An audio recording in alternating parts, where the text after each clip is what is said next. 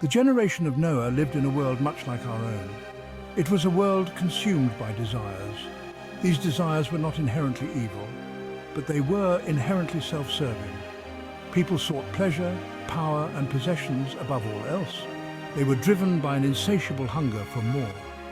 In this pursuit, the intellect played a subservient role. Instead of guiding humanity towards higher goals, the intellect became a tool for fulfilling selfish desires. It was used to devise clever strategies, invent new technologies, and accumulate wealth and dominance.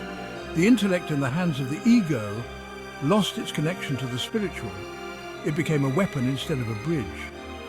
Kabbalah teaches us that this imbalance between desires and intellect is the root cause of suffering. When our desires rule unchecked, we become slaves to our lower nature. We are trapped in a cycle of craving and dissatisfaction. Our intellect, instead of helping us break free, only tightens the chains. The story of the Tower of Babel, as told in the book of Genesis, is a powerful metaphor for this corrupted intellect. Driven by their egoistic desires, the people of that time sought to build a tower that would reach the heavens. They craved fame, recognition, and a sense of dominion over the world. Their intellect was sharp. They possessed advanced knowledge of engineering and construction, but their intentions were flawed. They sought to elevate themselves not for the benefit of humanity, but for their own selfish glory. The Tower of Babel represents the pitfalls of intellect divorced from spiritual aspiration. It is a stark reminder that knowledge and skill, without the proper ethical and spiritual foundation, can lead to chaos and destruction. The scattering of languages and the dispersion of people that followed the tower's collapse symbolized the disharmony and fragmentation that result from such misguided ambition. The first step towards correcting this imbalance is recognition. We must acknowledge the inherent selfishness within our desires. This is not about self-judgment or condemnation. It is about honest self-observation. We must look within and see how often our thoughts, words, and actions are motivated by self-interest. This process of introspection requires courage. It is not always pleasant to confront our own ego, but it is an essential step in our spiritual development. Only by acknowledging the problem can we begin to address it. Kabbalah teaches that this inner work is not a solitary endeavor. We need the support of teachers, guides, and fellow seekers who can help us see ourselves more clearly. The wisdom of ancient texts, passed down through generations, provides invaluable insights into the nature of the ego and the path to its correction. Once we have recognized the corrupting influence of our egoistic desires, we can begin the process of annulment. This does not mean suppressing or denying our desires. It means transforming them. We must learn to redirect our desire for self-gratification towards a higher purpose. This is a gradual process that requires patience and persistence. We must constantly strive to elevate our thoughts and actions, to act with greater kindness, compassion, and love.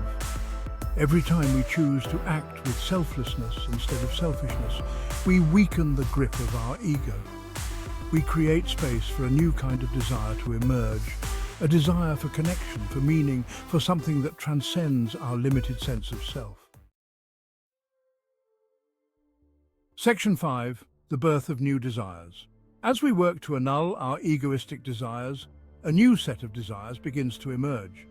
These new desires are not focused on self-gratification. They are directed towards connection, meaning, and a sense of purpose beyond our individual lives. These desires are not inherently good or bad.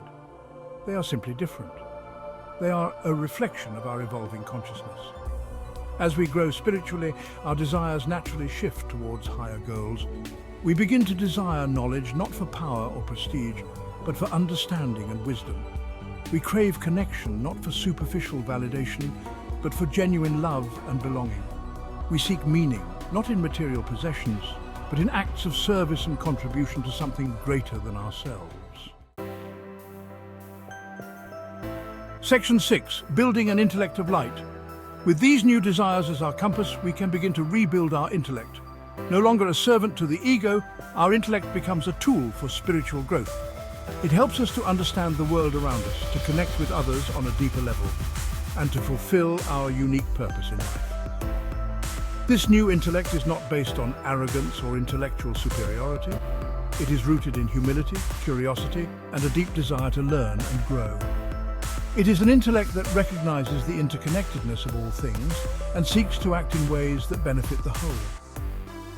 This transformation of the intellect is not about acquiring more information. It is about developing a new way of seeing, thinking, and being in the world. It is about aligning our thoughts, words, and actions with our deepest values and aspirations. Section 7. Balancing Desire and Intellect on the Spiritual Path. The journey towards spiritual fulfillment is not about eradicating desire altogether. Kabbalah teaches that desire is the very force of life. It is what motivates us to act, to create, to connect. The key is to bring our desires into balance with our intellect. When our desires are aligned with our highest values, they become a powerful force for good. They fuel our passions, inspire our creativity, and drive us to make a positive impact on the world. This balance between desire and intellect is not a static state. It is an ongoing process of refinement. As we evolve spiritually, our desires and our understanding of the world continue to evolve as well. The journey is about constantly striving for greater alignment, for a deeper integration of our heart and mind. Section 8. The Zohar illuminating the path to correction. The Zohar, a central text in Kabbalah, offers profound insights into this process of transformation. It describes the nature of desire, the role of the intellect, and the steps we can take to achieve spiritual fulfillment. The Zohar teaches that the material world is a reflection of the spiritual world. Just as our physical bodies require nourishment and care, so too do our souls. Through spiritual practices like meditation, prayer, and acts of loving kindness, we nourish our souls and accelerate our spiritual growth. The Zohar emphasizes that this journey is not about escaping from the world. It is about transforming ourselves and the world around us. By refining our desires and aligning them with the force of creation, we become partners in the ongoing process of Tikkun Olam, the healing of the world. Section 9. Spiritual practices fueling our transformation. Engaging in spiritual practices is like providing fuel for our inner transformation. Meditation helps us quiet the incessant chatter of the mind and connect with the stillness within. Prayer, whether traditional or personal, allows us to express our gratitude, seek guidance, and surrender to something greater than ourselves. Acts of loving kindness, no matter how small, are powerful antidotes to the ego's self-absorption. When we extend ourselves to others, we weaken the grip of our own self-centeredness and experience the joy of interconnectedness. These practices are not about achieving a state of perfection. They are about creating space for growth, for healing, for the gradual refinement of our character. They are tools that help us to live more consciously, to act with greater compassion, and to fulfill our unique potential. Section 10. The power of community journeying together. The journey of spiritual growth can be challenging at times. We may encounter obstacles, experience setbacks, and feel lost or discouraged along the way. This is why the support of a community is so essential. When we surround ourselves with like-minded individuals, we create a space for mutual encouragement, support, and accountability. We learn from each other's experiences, share our struggles and triumphs, and inspire each other to keep moving forward on the path. The community serves as a mirror, reflecting back to us our strengths and weaknesses. It provides a safe and nurturing environment in which we can continue to grow, to heal, and to become the best versions of ourselves. Together, we can create a world that reflects the beauty, wisdom, and compassion that reside within each of us.